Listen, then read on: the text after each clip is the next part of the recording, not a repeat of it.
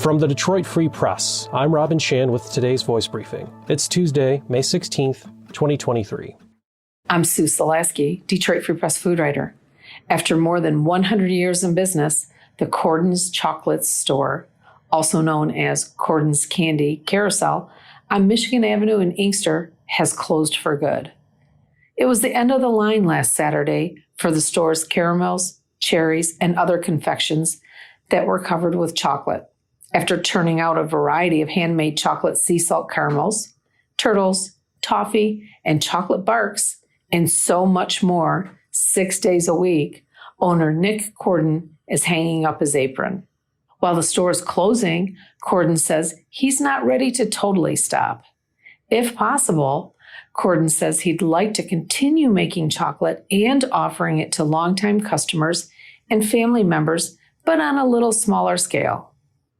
The building is for sale, but the business is not. For more than a century, Corden's has been making its fine handmade chocolates by 3 generations of family members. It was Sam Corden who came to the U.S. from Greece and, along with his cousin Gus, started the business. It was known as the Senate Sweet Shop. Corden's father, Evans, eventually took over the shop and opened the Inkster location in the mid-1960s. Both shops were maintained for several years. I'm Free Press columnist Neil Rubin, here to tell you that Michigan is in the early stages of a battle with an invasive insect called the spotted lanternfly, and that it looks like we're going to lose.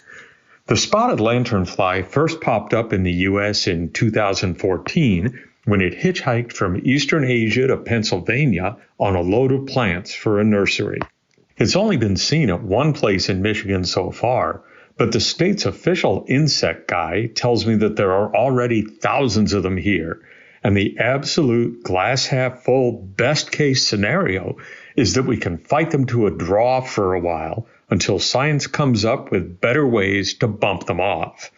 The problem is that spotted lanternflies like grapes, and so do we. That's an important crop. So if you see one, the state says, squash it, and then report the sighting. To find out what they look like and how to report them, check out my column at freep.com and get ready to do some stomping. We're all depending on you. From reporting intern Jenna Preston-Inzi. Michigan property owners can now kill several new wildlife species that damage or threaten imminent damage to private property.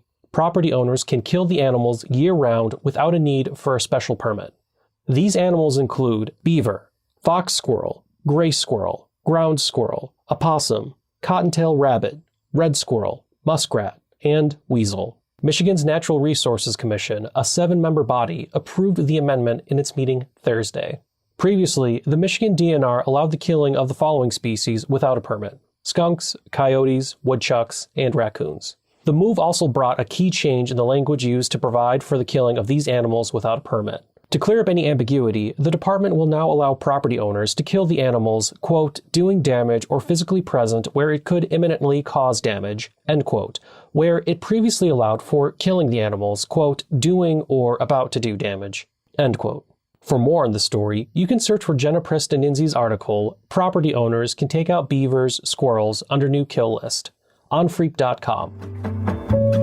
Find more from the Detroit Free Press by visiting freep.com. That's freep.com. Thanks for listening, and you'll hear more from us tomorrow.